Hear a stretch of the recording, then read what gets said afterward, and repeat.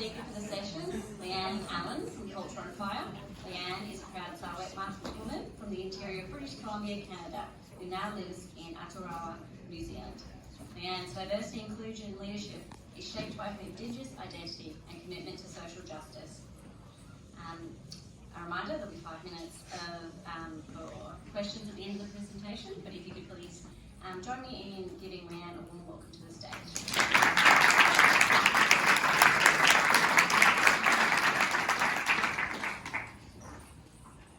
Thank you, Robin, for the introduction. Kia ora koutou. Tuatahi ka mihi aroha ahau ki te tangata whenua o tēnei rohe, te Wajak people o te Meiorin Nation. Tēnā koutou. Good afternoon, everyone. I'm Leanne Allen of Secwepemc First Nation in what is now known as Canada. Today I will be speaking about physical employment standards, or PES. This discussion allows us to do a quick dive into one of the most significant barriers to inclusion that fire services face globally and examine how we can address it effectively and legally. The research presented here is grounded in Indigenous feminist methodologies and informed by critical theory. My approach centers relationships, honors different ways of knowing, and recognizes that knowledge is not neutral. It's shaped by who gets to ask the questions, who is sitting around the table, and whose experiences are validated. When Judy Livers applied to be a career firefighter in Virginia in 1974, the Arlington Fire Department had never used a physical abilities test in its hiring processes. But when Judy applied, they suddenly decided they needed one, but only for her. None of the other applicants were required to take it, and she had to do these in size 14 boots. In 1977, when New York City announced that women could take the exam to become firefighters, Brenda Berkman and 89 other women passed the written portion of the exam, but subsequently failed the physical portion. Instead of using the physical abilities test taken by previous male applicants, the department developed a substantially different test. Alfred Hale, the man in charge of the test, stated, "In my 20 years experience, this was the most arduous test we'd ever given for anything." In 1999 in Canada, Tawney Meiorin had been working as a wildland firefighter for the British Columbia government for 3 years when her employer introduced a physical fitness test. She failed and was fired, despite her previous performance. The common thread, women being asked to prove themselves in ways their male counterparts never had to. This was systemic, indirect discrimination dressed up as neutral policy. So how did employers get away with this? To understand that, we need to quickly touch on 2 key legal principles: freedom of contract and workplace human rights. Historically, employers have had broad freedom to hire who they wanted, free from legislative restraint. So physical standards for employment in their purest form are expressions of contractual freedom. Employers getting the best bang for their buck, hiring the best person for the job. But we saw how this played out historically, where many workplaces explicitly discriminated against Indigenous people, women, racial minorities, and others by simply closing the doors to them. And at that time, they had the right to do so under the freedom of contract part. But after the atrocities of World War II, the international community began acknowledging that unchecked freedom can have a dark side. Starting with the UN in 1948, human rights protections started to emerge, making it illegal to discriminate based on protected characteristics like gender, race, age, or religion. And then, right on cue, women started applying for the jobs they'd long been locked out of. Shortly afterwards, we started hearing stories from women like Judy, Brenda, and Tawney. As direct discrimination became unlawful, we saw the language change. Standards were recast in neutral terms, giving them a veneer of legitimacy while still preserving exclusion. So we must ask, were these tests introduced to improve safety, or were they introduced to protect the idea of who the job was for? So there's a legal distinction between direct discrimination and indirect or adverse effects discrimination, which are the seemingly neutral rules that disproportionately exclude one group. While direct discrimination is thankfully illegal, employers must now also balance their duty of care to employees and volunteers with the need to avoid indirect discrimination. Because employers do carry a responsibility for the safety of their workers and volunteers, they're required to ensure that those they hire or who volunteer for them are physically capable of doing the job. So that's what PES are supposed to do: select and support people who are physically capable to do the work and protect them once they're in it. But when standards are poorly designed, outdated, or biased in their applications, like those mentioned earlier, they can actually fail on both counts, putting the wrong people in the job and locking the right people out.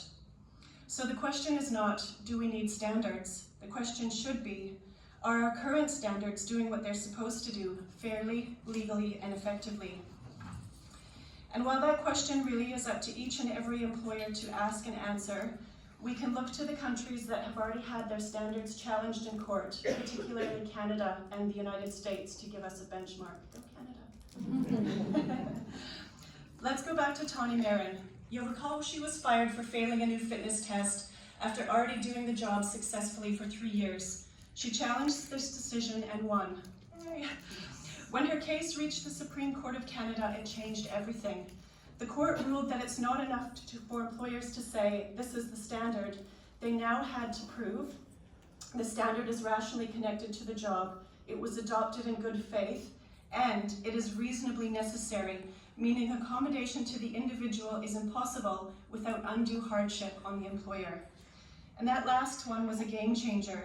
Suddenly, previously neutral standards weren't legally safe. The court also emphasized substantive equality, which focuses on the results and outcomes of the standard. They said, a discriminatory standard is one that has a disproportionate failure rate or an adverse impact on the performance of a subgroup relative to a common standard. In the US, we find similar requirements under Title VII of the Civil Rights Act. Employers must demonstrate that physical tests are job-related and consistent with business necessity. As legal academic Eric Adams highlights, while many other common law countries, such as the UK and Australia, must still apply genuine occupational qualification tests, focusing on whether their standards are generally necessary, Canada's Meiorin decision goes one step further and requires employers to provide accommodation if and when adverse impact has been identified. This higher bar has made Canadian PES significantly more legally defensible. He also points out that these other countries have not yet faced a legal challenge, as Canada has, but that they could and should front foot any legal challenges they may face by considering the outcomes of the Meiorin decision.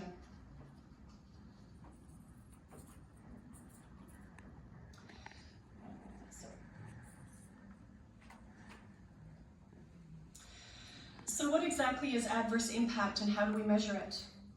As I just mentioned, employers should now be looking at the effect of their PES.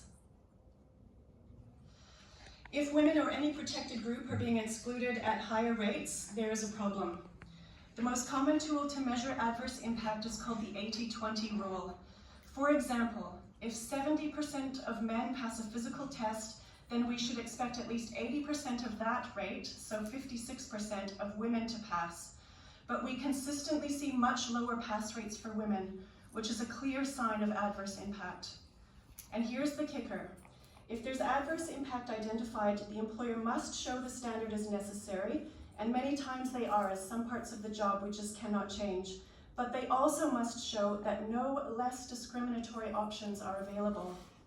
So that's what these legal cases were about. They provided guidance to employers on how to build standards with inclusion in mind from the start, and if it's discriminatory, the requirement to build in accommodation as well. So who carries the burden of equity in PES? In theory, employers are responsible for justifying discriminatory standards. The legal and ethical obligation is clear.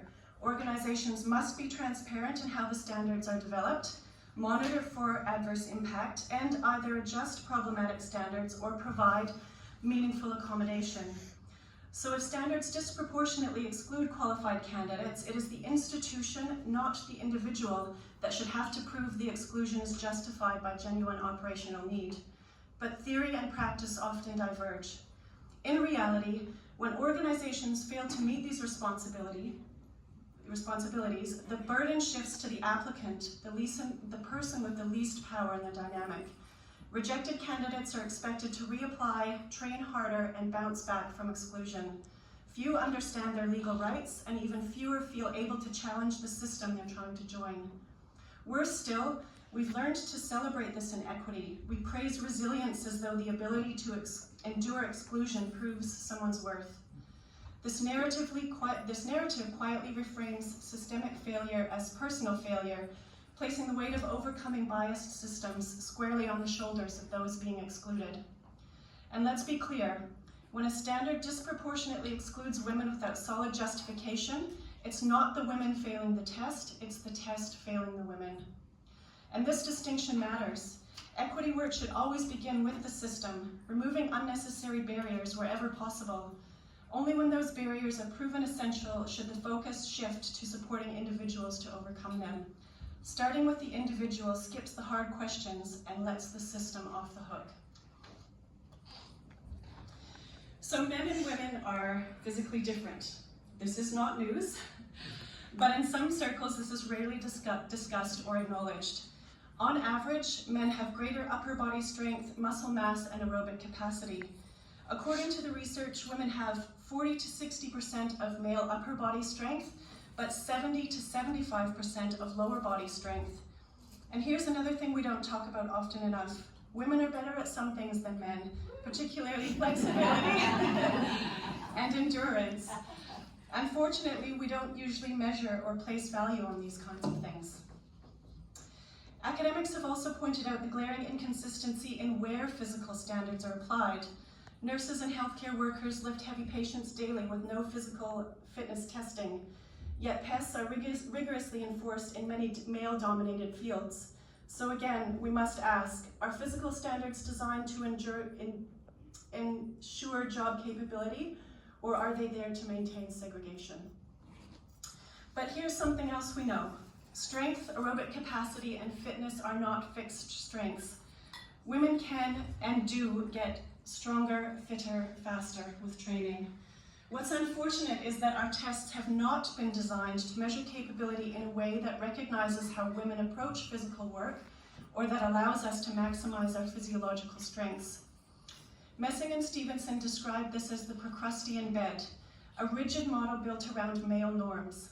One speed, one lift, one movement pattern. If you can't do it this specific way, you're out, or in this case, you're not in.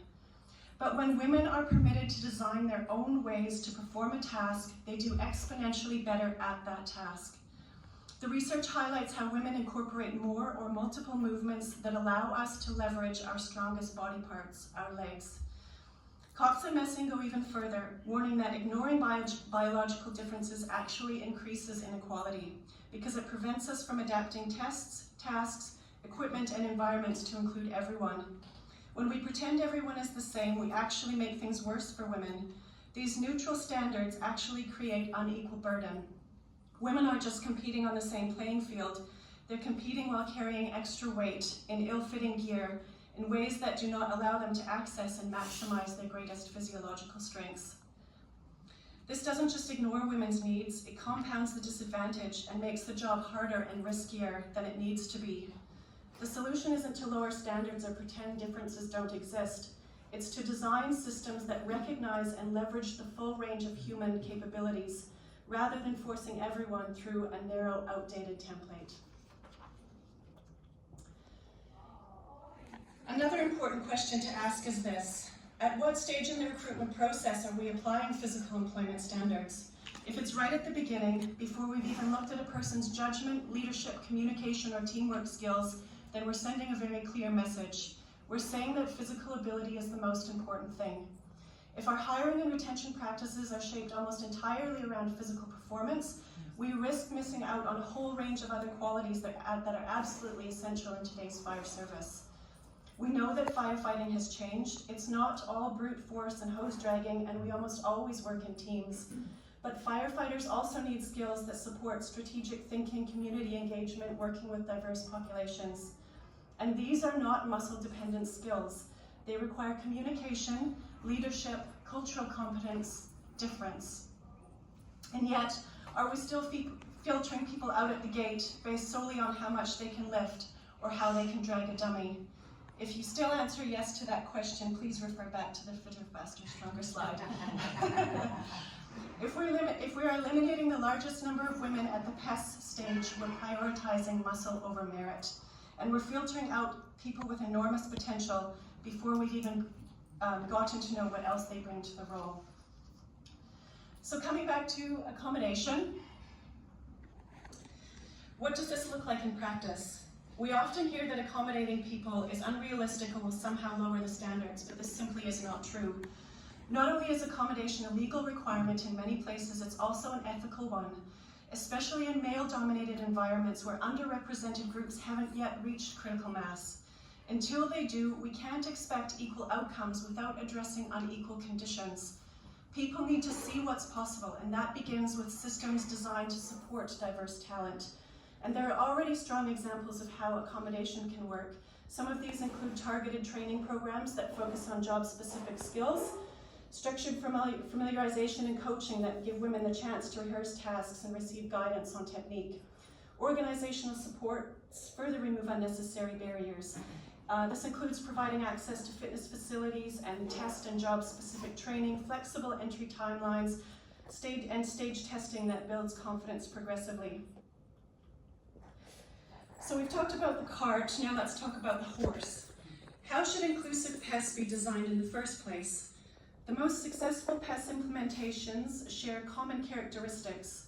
They're grounded in rigorous job analysis, involve diverse stakeholders in their development, and include robust support systems that help candidates succeed. They should involve experts such as sports scientists, ergonomists, human factors engineers, biomechanists, just to name a few. That's not going to be expensive at all, is it? The framework below adapts the foundational initial design principles from the international academic community for the reality that most organizations need to reform existing systems rather than build from scratch. And it outlines a phased approach to PES reform that organizations can adapt to their specific contexts. Phase 1 focuses on assessment and audit and involves a thorough look at current PES using tools like the 80-20 rule and examining whether standards are rationally connected to job tasks as they exist today. Key questions include whether any one group has been excluded from the development process, along with reviewing the timing of PES and recruitment, and any accommodation policies and support systems already in place. Phase 2 centers on stakeholder engagement and redesign by including diverse voices, particularly women and underrepresented groups, in standards redesign, while basing any new standards on real job analysis rather than idealized or outdated conceptions. The approach should aim for acceptable rather than ideal performance thresholds, and tests should be designed to account for natural variation in how people accomplish these tasks. Phase 3 emphasizes accommodation and support development, as we discussed before, through implementing targeted training programs, structured familiarization and coaching, and creating support such as access to fitness facilities, etc. Phase 4 establishes implementation and monitoring, where it's crucial to gather data at every recruitment stage and monitor trends while continuously evaluating and adapting standards as work and equipment evolve. This includes updating standards to reflect technological advances and changing operational contexts, plus sharing successful practices with other organizations. I want to close by acknowledging something that Indigenous cultures have always known. When you remove balance from any system, things start to break down and harm follows. And we're seeing the consequences of this imbalance play out in fire services around the world. Negative reviews into workplace culture reveal patterns of bullying, harassment, and significantly higher harm and attrition rates for women and other protected groups. These are the symptoms of systems that have excluded certain voices and ways of being for too long. Our fire services work best when they reflect the full range of human strength. Physical, yes, but also mental, emotional, and ethical. When we rebalance these systems, we honor the deeper wisdom that teaches us we are better together. Tēnā koutou katoa.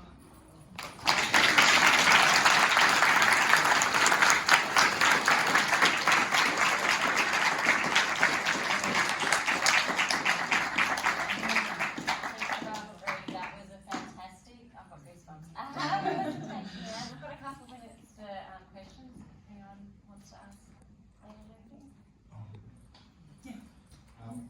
Mine's not a question, more of a statement. Thank you for that. If you just articulated a lot of things in my head, what we need to go forward and provide services in Australia. So I really appreciate that. The thing is, when people say to me, oh, you want to drop the standard, the fact is we don't even have a standard. So we don't even know what the current inherent physical requirements of a firefighter is. I joined in 1990, it's certainly different now. I'm not on the truck now, but I can see that the equipment, the gear, the jobs, what we do, what they do, is completely different to what we did in 1990. So we don't even have a standard. I think that's the first thing we need to do in Australia is actually set what that standard is, and then we can build up from there. And we needed a national approach for it because I think all fire services, we have a standard for trucks, PPC, helmets, what else, but not for physical applications. Thank you. I think you've raised a good point there as well, because a lot of times it's kind of set and forget. You know, you think you got it and then it never changes. But that's why it's so important to look at your data afterwards. What are the numbers telling you? Who's being knocked out, and reevaluate. Any other questions? I think you just blown oh, well, I'm sure Leanne will hang around if anyone wants to come and talk to her afterwards, but if we can just